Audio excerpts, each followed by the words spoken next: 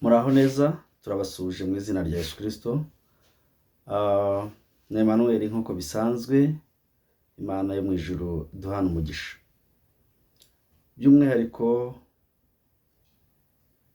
mbikuye ku mutima wanjye, ndashimira buri muntu wese udutera inkunga kugira ngo ijambo Ribohora TV ikomeze kwaguka, tubashe gusangira ijambo ry'Imana.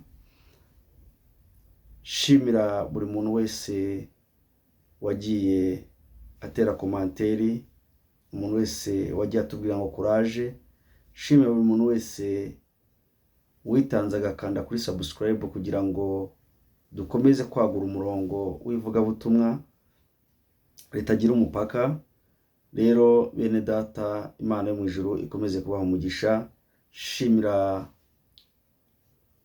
abantu bose, ari abari mu gihugu cy'u Rwanda, ari abari mu bihugu by'amahanga, inshuti zacu ziri za Mozambique, ziri Burayi, Amerika ndetse no muri Canada, ari abari Uganda hano hirya ndetse n'abari muri Kenya. Abo bose ndabasuhuje, Uwiteka akomeze kubaha umugisha. Ni ukuri mutwereka urukundo rudasanzwe. Aha tugeze ni ku bwanyu, kuba tugikomeza uyu murimo wa data ntago ari ku bwacu, ahubwo ni ku bwanyu, kuko nitwabwira amabuye, nitwabwira ibiti, kuko ntago byadusubiza. Ariko ijambo ry'Imana ryaratubwiye ngo muzenguruka amahanga yose mubabwiriza ubutumwa bwiza. Rero ndashima Imana ko yaduhaye kuvuga kandi ikaduha n'ijambo ryayo. Umwami Yesu aduhana umugisha. Rero iyo tugiye gutangira, murabizi ko tubanza tukiragiza Imana kugira ngo ituyobore mu byo dukora. Ntabwo twakwiyobora, ni ibintu bizwi, kuko uwo dukorera niwe ugomba kutwereka uko tugenda. Rero muri aka kanya ndabinginze bene data, duhuze umutima kugira ngo tubashe kubana neza muri iki kiganiro. Kandi aha tugiye kuganira ku ijambo ryiza cyane, ijambo ryo guhindurwa ukava mu byaha ukaba uwo Kristo akunda kandi yishimira. Hari abantu banyura mu nzira nyinshi, ugasanga muri we ahora abwira Imana ngo Mana nunkiza, agahiga imihigo ariko ntabashe kuyihigura. Ariko uwubashe kuva mu byaha, hari icyo Yesu amuvugaho, wowe ufite ubuhamya. Nigeze kuganira n'umuntu w'umubyeyi mu by'umwuka w'umushumba, arambwira ati rero iyo wakira Yesu Kristo nk'umukiza, tibyakera biribagirana. Bihuza n'ijambo riri mu byanditswe byera, ariryo turi buze kubasomeraho, kuko hari abantu bajya bibeshya ku bandi. Iyo jambo nyamukuru ushaka tuganiraho, ariko mureke tubanze dushime Imana. Mana data wa twese, ushimwe nyiribihe, shimirwa ko uri Imana idakora nk'abantu, uri Imana itareba nk'abantu. Shimirwa ko uri Imana urebera hose icyarimwe, utabara buri muntu mu gihe wasezeranye.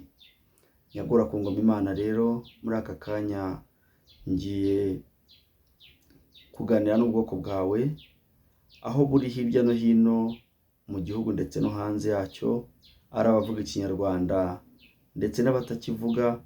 Uwiteka ndakwinginze ngo ubumbure akanwa kanjye mvuge ibyo ushaka kandi binezeza ubwoko bwawe, kugira ngo buve mu byaha maze bugukurikire kandi bubone inyungu nziza yo kuba mu bwami bwawe. Uwiteka, ndi umuhamya mwiza wo guhamya ibyiza byawe, ibyo wankoreye. Wankuye mu byaha, umpa kuba umwana wawe.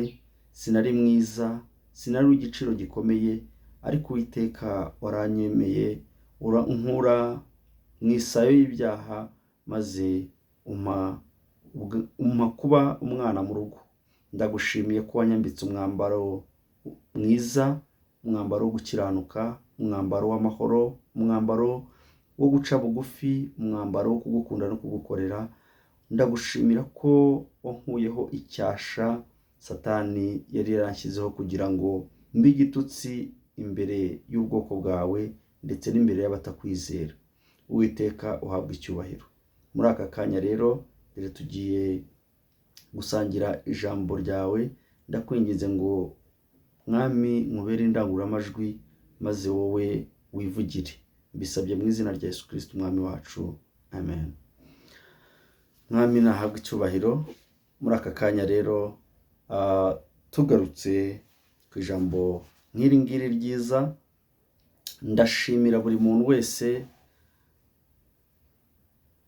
utega amatwi ibiganiro tugenda dukora kugira ngo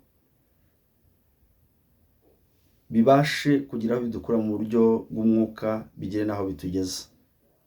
Soko tuba twabuze ibyo dukora bindi, soko tuba twabuze ibyo tuvuga, ahubwo nuko twamaze kumenya Kristo ari we muri twe, nuko twamaze kumenya incungu yacu, niyo mpamvu tumuvuga kandi tukamuvuga tumuhamya.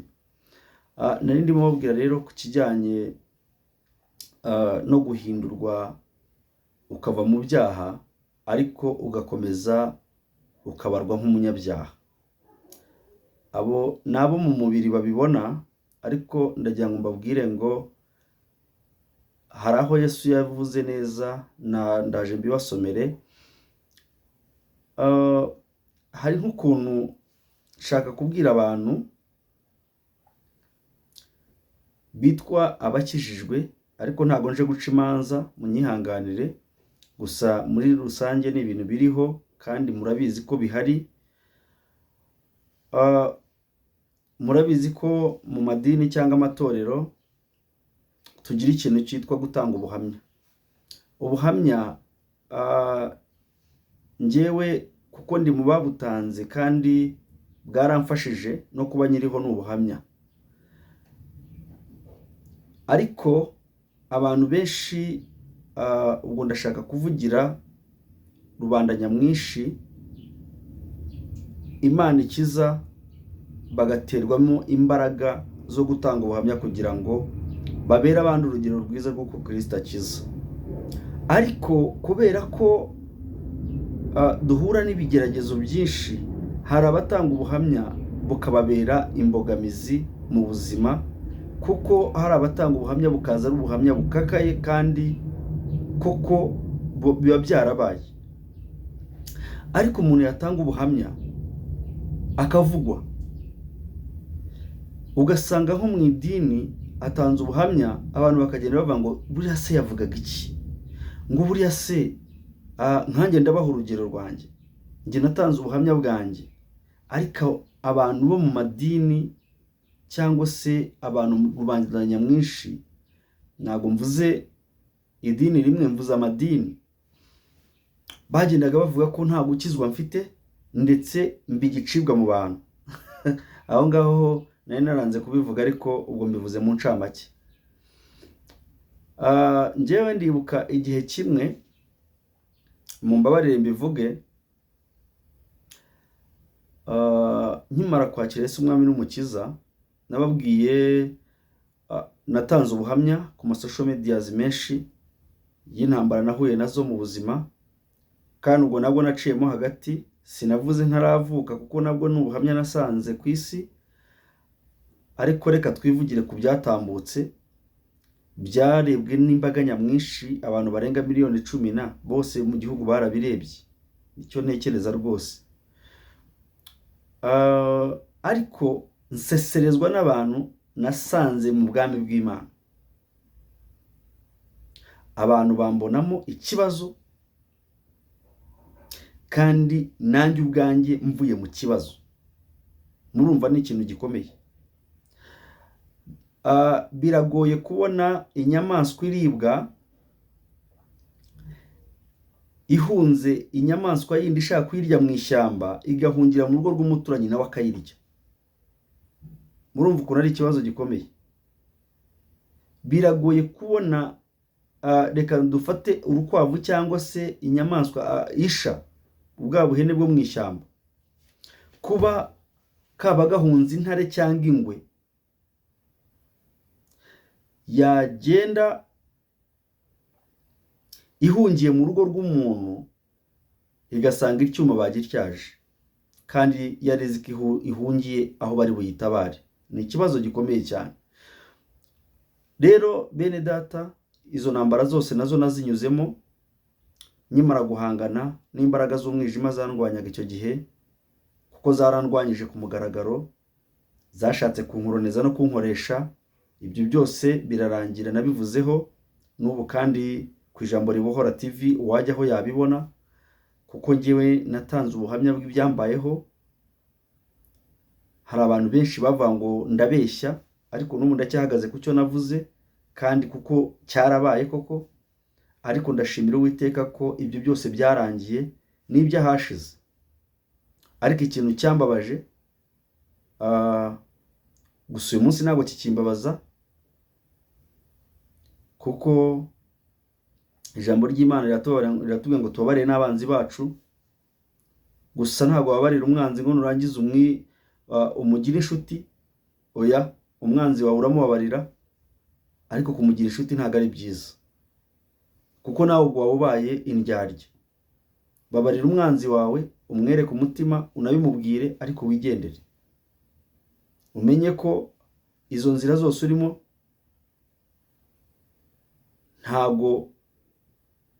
ntago abo mugendana bagukunda kuruta Yesu wakwitangiye ku musaraba. So rero aho nahungiye mpunga izo mbaraga z'umwijima, niho nahuriye n'ibigeragezo. Naje kugira gutya,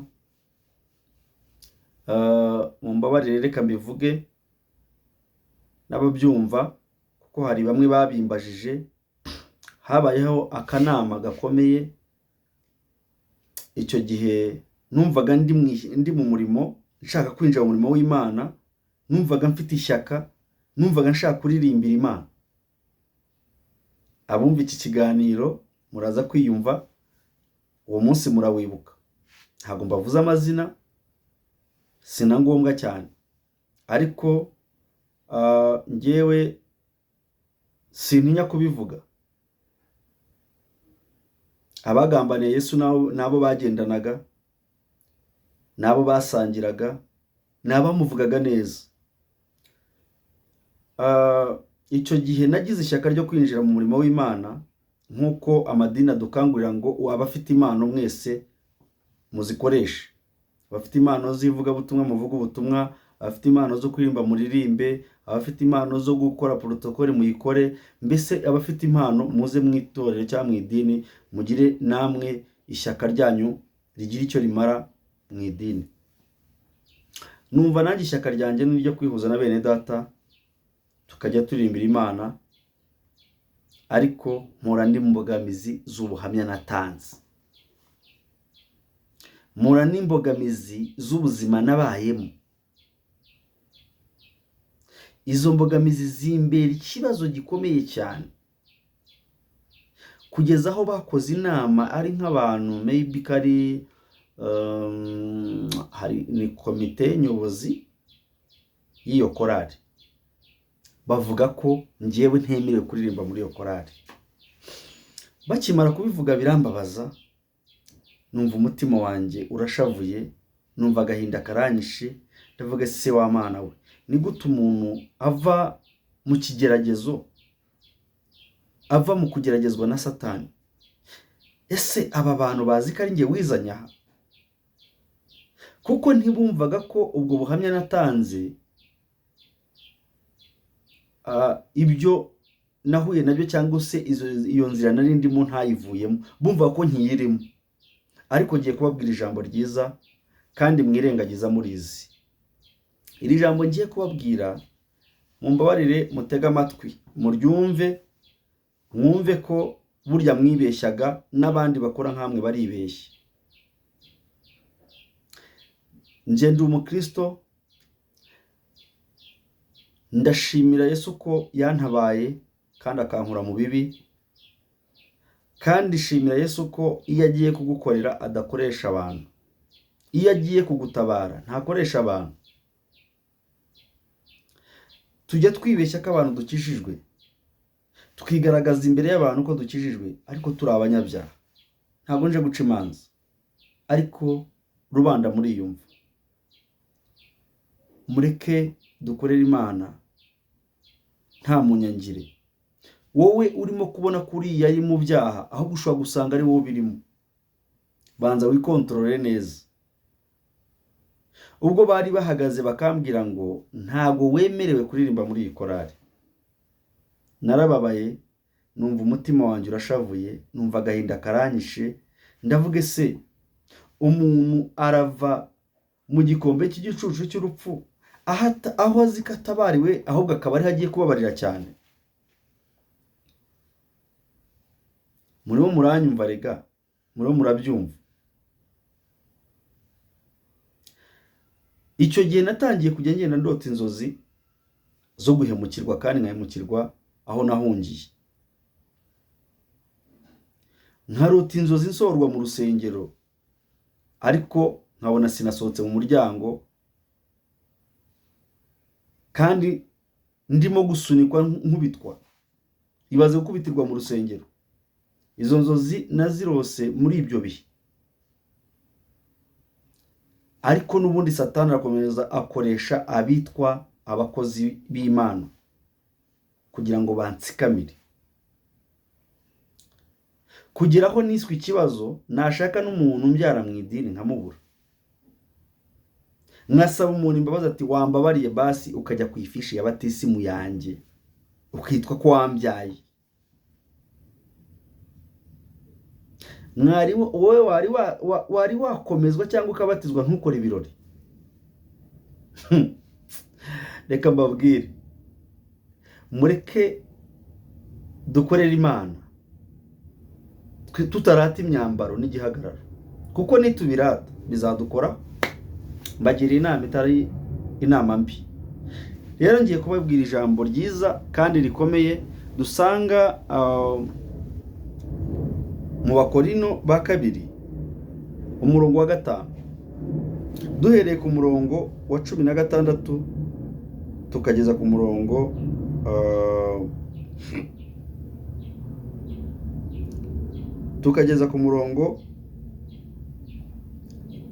wa 21. Muranyihanganira uyu murongo ntubabane muremure, muwusome kugira ngo mumenye ngo ese ninde munyabicumuro, ese ninde munyabyaha. Ni wa wundi ushinja mugenzi w'icyaha atazi aho yakirijwe. Ni wa wundi ushinja mugenzi w'icyaha atazi aho yavuye. Icyama Imana tukuzura umwuka wera, tukamenya tukanasobanukirwa ijambo ry'Imana icyo risobanura, kandi bamwe baryica. Ni mwebwe murizi. Ntago ngewe ubu hano nta tolerance irimo. Bamwe muryica ni mwe murizi. Mwashinjije ko ngewe natanze ubuhamya, ariko ubuhamya natanze ngo nariyoberanyaga. Kandi nyamara ngewe abo ngabo babivuze nibo bagakwiye kuba barafashe ya mbere ku nkasoringa, bakavuga ati yo, kuko twe turi abanyamwuka, kuko turi abantu babashe kuguhazwa mu by'umwuka wera, ngwino nawe ngwino mu rugo. None se muri ababyeyi? Ibintu bimaranye imyaka myinshi, bibaye igihe kinini cyane, numva kubivuga ntazabivuga, ariko bibaye ngombwa ko mbivuga kugira ngo abakiranuka mukiranuke. Mwebwe bashumba mwitwa bashumba, mushumbe, ariko mushumbe neza, kuko muzabibazwa. Nimureba nawe muzaba ibyapa biyobora abagenzi. Kuko hari umuntu uza afite igitsike ku mutima babaye, yumva kari burokokera imbere yanyu, ariko yabageraho ahubwo akarimwe mu mubabaza cyane.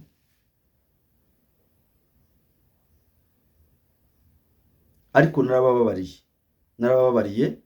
narababariye cyane, kuko nasanze namwe mutazi ibyo mukora.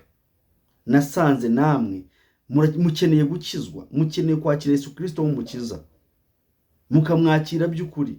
Nimuba abajaji, nimuba abantu bajajinga umuntu njye ndibuka umunsi umwe ngera gutanga ubuhamya, byabaye intambara ikomeye cyane.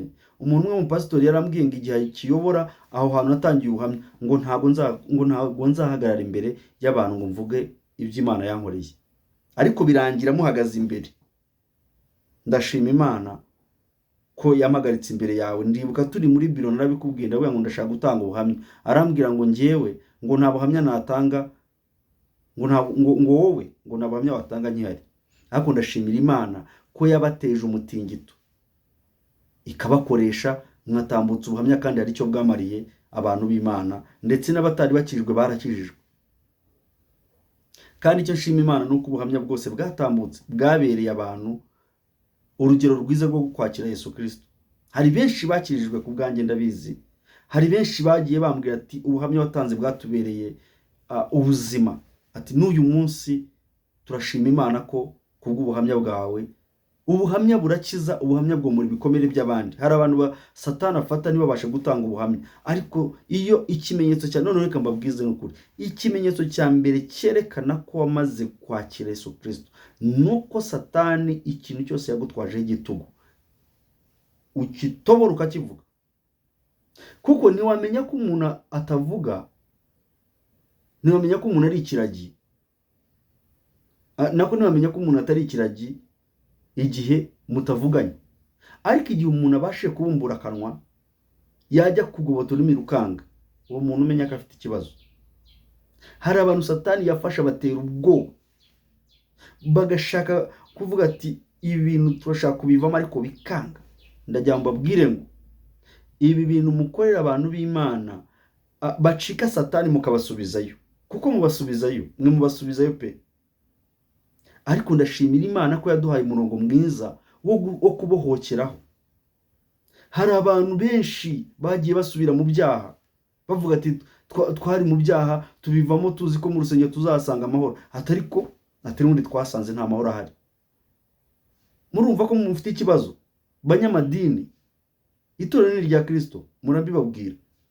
Njyewe iyo nza kuba ntafite Yesu uri muri njye mba narasubiye mu byaha. Kubera iki? Abo nasanze nabari abanyabyaha kandi bagaragara nk'abakiranutsi, nicyo kibazo gihari.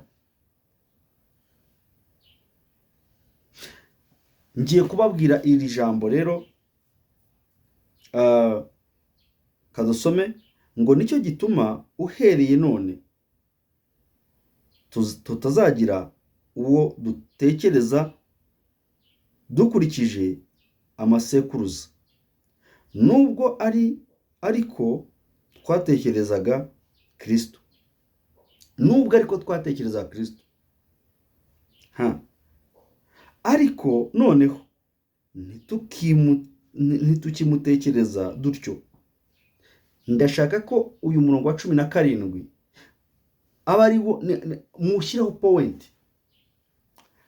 Haravuga ngo umuntu wese iyo ari muri Kristo aba ari icyaremwe gishya, ibya kera biba bishize, dore byose biba bihindutse bishya.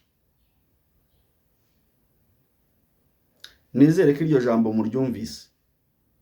Iri ni ijambo ry'Imana riri mu Bakorino ba 2 ibice 5 umurongo wa 16. Munyemere dukomeze. Ariko ibyo byose bituruka ku Mana yiyunze natwe,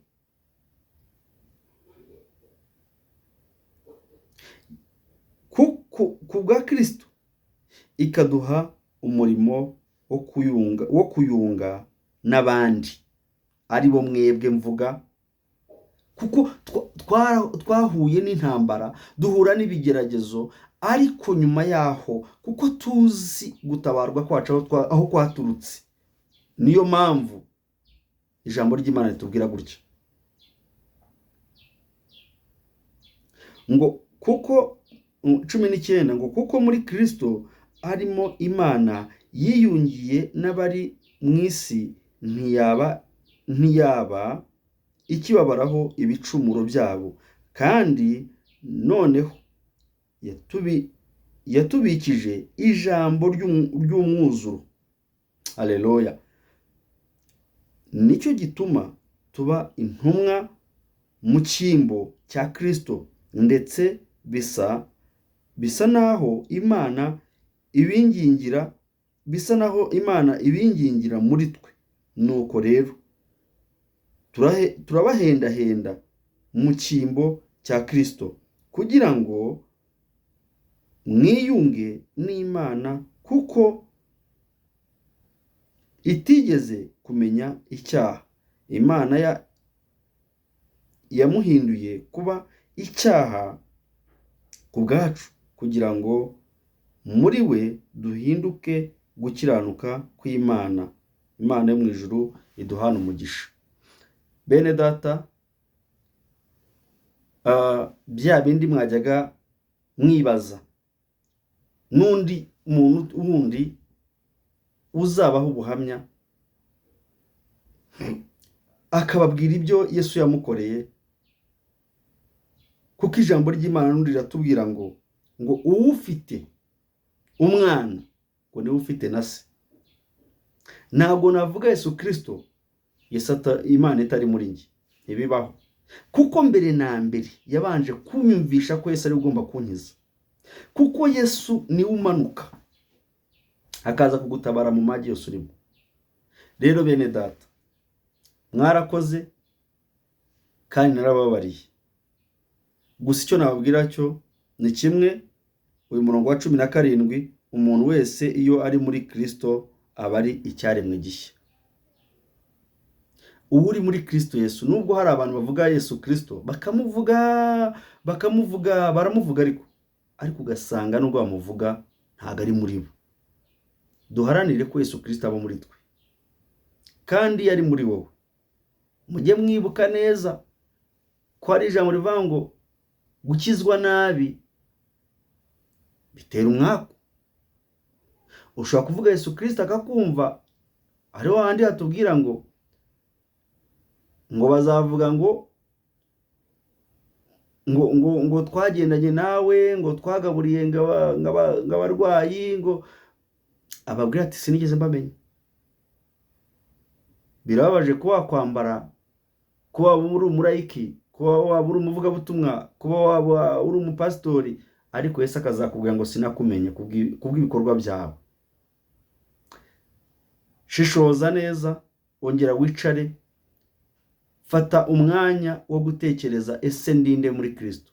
Ese koko ndakorera Imana nk'uko yampamagaye, cyangwa natwawe n'iby'isi? Mureke gutwarwa n'iby'isi, kuko iby'isi birashira. Murabona ko n'intambara nazo zirimo zirabijyana, murabona amazu arimo arasenyuka, murabona abantu barimo barapfa, namwe murahonga murashaka iby'isi. Izi ni indamu z'iby'isi, birashira. Ariko umuntu ucitse, umwanzi Satani agahungira mu nzu y'Imana, mumufate neza, mumukomeze. Ndashima Imana rero ko ikinkomereje mu buntu bwayo, kandi nkaba nkibasha kuvuga ibyiza by'ijambo ryayo ndetse n'ibikorwa igenda dukorera. Ariko ndababwiza ukuri, meze neza, ndacyari mu rugendo, kandi ndasiganirwa kugerayo. Imana mu ijuru iduhana umugisha. Mbifurije amahoro, mbifurije guhamuka ronka, kandi mbifurije kuba ho muyobowe n'umwuka wera w'Imana, mu izina rya Yesu Kristo. Amen.